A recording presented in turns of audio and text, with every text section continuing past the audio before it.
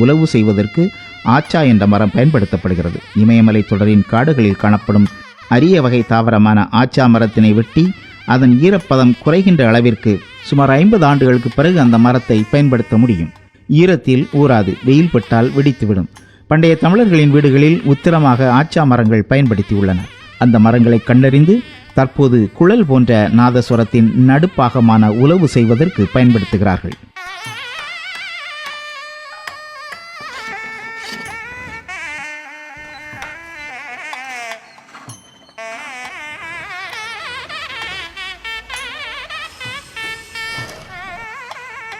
இந்த நாதஸ்வரத்துக்கு மொத்தம் 12 துவரங்கள், மேலே 7 சுரங்கள்.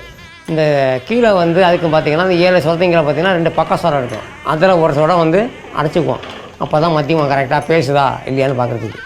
அதுக்கு கீழே உள்ள 2 சுரம் காற்று உள்ளே கொடுத்து அவரை வாசிக்கும் போது காற்று வெளியில் போகிறதுக்கும் உள்ளுக்குள்ளே வரத்துக்கும் அந்த துவாரங்கள். நாதஸ்வரத்தில் பயன்படுத்தப்படும் சீவாளியை கிராமப்புறங்களில் பீப்பி என்று அழைக்கின்றனர். பனை ஓலையை உருட்டியும் பூவரசு இலையினை சுருட்டியும் சிறுவர்கள் பீப்பி செய்கின்றனர். வாயால் ஊதும்போது காற்றை இசையாக்கி பீப்பி வெளியிடுகிறது. நாதஸ்வரத்தில் இருக்கும் காற்றை இசையாக்கும் சீவாளி என்பது காவிரி கரையோரம் விளைகின்ற கொருக்குத்தட்டை அல்லது கொருக்காத்தட்டை என்று அழைக்கப்படும் ஒரு வகை புற்களால் செய்கின்றனர். கோடையில் கொருக்குத்தட்டை புற்களை அறுவடை செய்து சுமார் 1 மாதம் காய வைத்து பின்னர் வீட்டில் எடுத்து வைத்து விடுகின்றனர். ஓராண்டு கழித்து புல்லின் மேல் தோலை உரித்து சிறு துண்டுகளாக வெட்டி குளவிக்கல்லை வைத்து உருட்டி நெல்லோடு போட்டு அவைக்கிறார்கள். அதன் பின்னர் நீராகாரத்தில் இரவு முழுவதும் ஊற வைத்து ஒரு கயிற்றில் உருட்டுகின்றனர். அதன் பின்னர் தந்தக்குச்சியால் தேய்த்து கிட்டிப்பலகையில் இறுக்கினால் சீவாளி கிடைக்கிறது. முசிறி, குணசீலம் பகுதிகளில் கிடைக்கின்ற கொருக்குத்தட்டை புற்களை நன்கு புளிக்க வைத்த மோரில் சுமார் 10 நாட்கள் ஊற வைத்து அடுப்பில் சூடு காட்டியும் சீவாளி தயார் செய்கின்றனர். சீவாளி பொருத்தப்படும் நாதஸ்வரத்தின் கெண்டை பகுதி செம்பால் செய்யப்படுகிறது.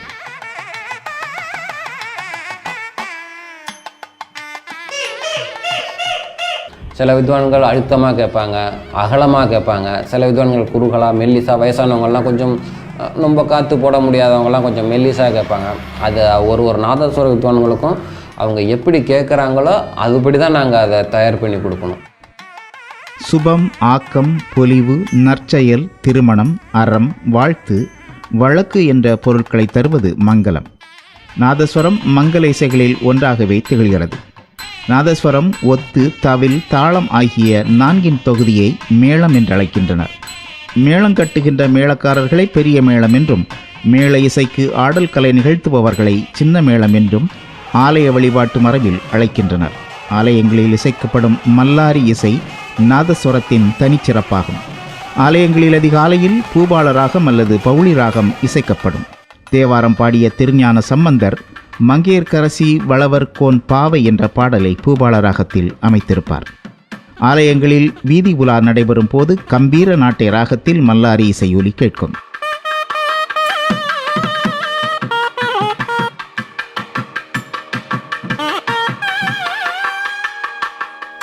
ஒரு கண்டகதி எனக்கு தெரியுமா? வீரச்சுவை கொண்ட நட கண்ட நட. அதனாலதான் அந்த சுவாமி தூக்கிறதுக்கு இந்த கதியை கொண்டோடனே, இந்த ராகத்தை கண்டோடனே அது ஒரு உற்சாகம் வந்துருமா.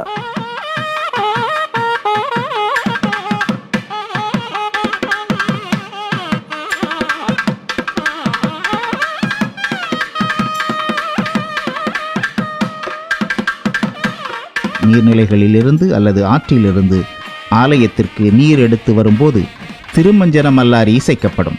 நீர் கொண்டு வருவதை திருமஞ்சனம் என்று அழைப்பதால் அப்போது இசைக்கப்படும் இசையும் அப்பெயரை பெற்றுள்ளது. நாதஸ்வரத்தின் ஒவ்வொரு இசையையும் ராகத்தையும் வைத்தே ஆலயங்களில் என்ன நடக்கிறது என்பதை அப்பகுதி மக்கள் அறிந்து கொள்ள முடியும். பெரும் திருவிழா என்று அழைக்கப்படும் தேர் திருவிழாவின் போது தேரின் வடம் பிடித்து இழுக்கின்ற வேளையில் உற்சாகமான தேர் மல்லாரி இசையை வாசிப்பார்கள். வீதி உலா முடிந்து விட்டது என்பதை ஆலயத்தை சுற்றி உள்ளவர்களுக்கு உணர்த்திட சின்ன மல்லாரி இசைக்கப்படும். சிவாலயங்களில் பஞ்சமூர்த்திகள் எழுந்தருளும் போது பெரிய மல்லாரி இசைக்கப்படுகிறது.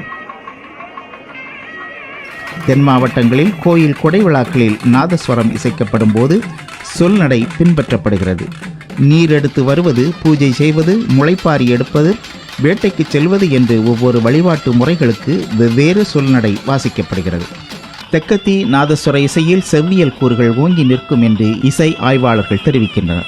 மேளம் கொட்டுகின்ற அனைவரையும் மேளக்காரர்கள் என்று அழைத்தாலும் கூட நாதஸ்வரம் வாசிக்கின்ற நாயனக்காரருக்கு தனிச்சிறப்பு உண்டு. வட மாவட்டங்களில் திருச்செங்கோடு சுப்பிரமணியம் அவர்கள் நாள் எடுத்து கொடுத்தால்தான் திருமண விழாக்கள் நடைபெறும் என்ற அளவிற்கு புகழ் பெற்று விளங்கினார். தென் மாவட்டங்களில் கடையநல்லூர் சண்முக சுந்தரம், சிங்கிக்குளம் கணேசன் ஆகியோர் நாள் சொன்ன பின்னர்தான் கொடை விழாக்கள் நடைபெற்றுள்ளன. அவர்களது இசையை விரும்புகின்றவர்கள் அதனை ரசிக்க காத்திருந்தனர். திருமண விழாக்களில் இசைக்கப்படும் மங்களநாதங்கள் வெவ்வேறு வகைகளில் இருக்கின்றன. மாப்பிள்ளை அழைப்பு நடக்கும்போது மருகேலரா என்ற இசையும், மணமகனும் மணமகளும் மாலை மாற்றுகையில் மாலை சாற்றினாள் என்கிற இசையும் இசைக்கப்படும்.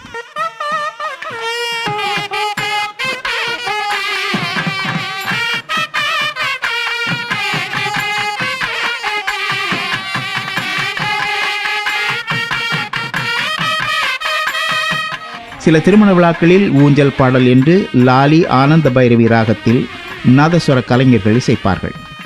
திருமணம் நடக்கின்ற போது கெட்டி மேளம் இசைக்கப்படுகிறது. உற்றார் உறவினர்கள் நண்பர்கள் அனைவரும் மணமக்களை வாழ்த்துகின்ற போது ஆனந்தம் ஆனந்தம் என்ற இசை வாசிக்கப்படும்.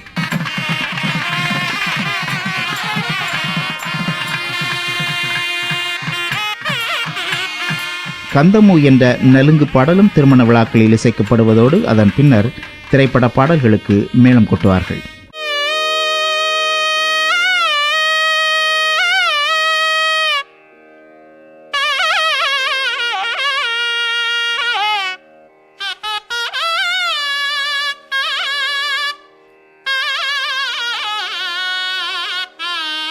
திரைப்படங்களில் நாதஸ்வரம் இசைக்கப்பட்ட போது நாயனக்காரர்களின் மதிப்பு உயர்ந்தது. கொஞ்சம் சலங்கை என்ற திரைப்படத்தில் காரக்குறிச்சி அருணாசலம் இசைத்த சிங்கார வேலனே தேவா என்ற பாடலுக்கான நாதஸ்வர இசை படத்தின் வெற்றிக்கு வித்திட்டது. இன்றளவும் ரசனைக்குரிய பாடலாகவே அப்பாடலின் நாதஸ்வர இசை விளங்குகிறது. கிருஷ்ணபக்தி என்ற திரைப்படத்தில் நாமகிரிப்பேட்டை கிருஷ்ணன் நாதஸ்வரம் இசைத்திருப்பார். ஔவையார் திரைப்படத்தில் சோழ மன்னர் ஔவையாரை அழைத்து வரும்போது இஞ்சிக்குடி பிச்சைக்கண்ணு நாதஸ்வரம் இசைத்துக்கொண்டே நடந்து வருவது போல காட்சிப்படுத்தப்பட்டிருக்கும். மதுரை பொன்னுச்சாமி நாயனக்காரரின் பேரன்களான MP.N. சேதுராமன், MP.N. பொன்னுசாமி சகோதரர்கள் இசைத்த தில்லானா மோகரம்பாள் திரைப்படத்தில் நாதஸ்வர இசை வரலாற்றில் இடம் பிடித்த பாடலாகவே அமைந்தது.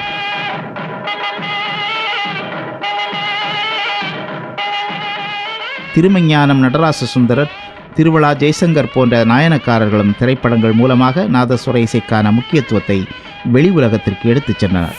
ஒரு நாதஸ்வரம், ஒரு தவில், ஒரு தாளம், ஒரு சுருதி என்று இருந்த இசைக்குழுவை 2 நாதஸ்வரம், 2 தவில், ஒரு தாளம், ஒரு சுருதிக்காரர் என்று அடுத்த கட்டத்திற்கு கொண்டு சென்றவர் திருப்பாம்பரம் சாமிநாதரின் குமாரர்கள் நடராஜ சுந்தரம், சிவசுப்பிரமணியம் ஆகியோர்தான். இந்தியா விடுதலை பெற்று பிரதமர் நேரு பதவியேற்கும் போது நாதஸ்வரம் வாசித்த திருவாடுதுறை ராஜரத்னம் தோடி ராகம் இசைப்பதில் வல்லவராக இருந்தார். சாவேரி கீழ்வேளூர் கந்தசாமி சாவேரி ராகம் இசைப்பதில் நிபுணர். கோட்டை சுப்பராயர் காம்போதி மற்றும் தோடி ராகங்களை இசைப்பதில் தலை சிறந்து விளங்கினார். கூரைநாடு நடேசர் ஆடர் கலையோடு நாதஸ்வர கலையை இணைத்து புதுமை புகுத்தினார். கீர்த்தனை, ராக ஆலாபனை, பல்லவி போன்ற அனைத்து நிலை இசையையும் இசைத்து மன்னார்குடி சின்ன பக்கிரி சிறப்பு பெற்றார். திருவாரூர் சாமிநாதர் யானை தந்தத்தில் செய்யப்பட்ட நாதஸ்வரத்தை இசைத்தார். திருவையாறு தியாகராஜர் ஆராதனை விழாவை சிறப்போடு நடத்த திருவேலி மிளலை சுப்பிரமணியம், நடராஜ சுந்தரம் ஆகியோரின் இசை முதன்மை பெற்றது. திருவரங்கம் ஷேக் சின்னா மௌலானா, ஆண்டிக்கோயில் கருப்பையா, வேதாரண்யம் வேதமூர்த்தி, குளித்தலை பிச்சப்பா உள்ளிட்டோர் புகழ்பெற்ற நாதஸ்வர கலைஞர்களாக திகழ்ந்தவர்கள். தமிழ்நாடு மட்டுமின்றி இலங்கையிலும் தனிச்சிறப்பு பெற்ற நாதஸ்வர கலைஞர்கள் இருந்தனர். கடல் கடந்து உலகம் முழுவதும் நாதஸ்வரம் இசை ஒலித்துக் கொண்டிருக்கிறது. இலங்கை நாட்டில் NK Padmanabhan, NR Govindasamy, Balakrishnan, KM Panchapikesan, Ganamoorthy, Panchamurthy, Chidambaranathan, Sivagurunathan, Shanmuganathan, Ketheeswaran, MP Nagendran, பல்லவி ராஜதுரை உள்ளிட்ட பல்வேறு நாதஸ்வர வித்வான்கள் ஈழத்தின் புகழ்பெற்ற நாதஸ்வர கலைஞர்களாக திகழ்ந்தனர். நாதஸ்வர வித்வான்களாக பெண்களும் பலர் சிறந்து விளங்குகிறார்கள். மதுரை MS பொன்னுத்தாய் முதல் பெண் நாதஸ்வர கலைஞர் என்ற புகழை பெற்றவர். இசையமைப்பாளர் MS விஸ்வநாதன் திருமண விழாவில் நாதஸ்வரம் வாசித்த பெருமையும் அவருக்கு உண்டு. நாதஸ்வர கலைஞர் ஷேக் சின்ன மௌலானாவின் பேத்தி சுபானி காலிசா திருவண்ணாமலை பாகேஸ்வரி பாலகணேசன், விருதுநகர் சண்முகப்பிரியா மாரிச்சாமி, ஈரோடு கோபிச்செட்டிப்பாளையம் விஜயலட்சுமி, திருநெல்வேலி விக்கிரமசிங்கபுரம் செல்வி உஷா சகோதரிகள், திருப்பரங்குன்றம் மல்லிகா, அம்புலி மற்றும் பல பெண்கள் நாதஸ்வர கலையை வளர்த்தெடுக்கும் பெண்களாவர். தமிழ்நாட்டில் அரசு இசை பள்ளிகள் மற்றும் இசை கல்லூரிகளின் வருகையால் நாதஸ்வரம் கற்கும் கலைஞர்களின் எண்ணிக்கை ஓரளவு அதிகரித்துள்ளது. ஆலயங்களிலும் அரசு தொலைக்காட்சி மற்றும் வானொலி நிலையங்களிலும் இசை நிகழ்ச்சிகள் நடத்துகின்ற நாதஸ்வர கலைஞர்கள் அரசு பணியாளர்களாக நியமிக்கப்படுவதில்லை. மன்னர் காலத்து பெருமைகளும் பரிசில்களும் பாராட்டுகளும் குறைந்துவிட்டதால் நாதஸ்வர கலைஞர்கள் தங்கள் வாழ்வியலை மாற்றிக்கொள்கின்றனர். தனக்கேயுரிய தனிச்சிறப்போடும் பாரம்பரியத்தோடும் 8 திக்கும் காற்றில் கலந்து மனிதர்களை மகிழ்விக்கிறது ராஜவாத்தியம் என்று கூறப்படும் நாதஸ்வரம்.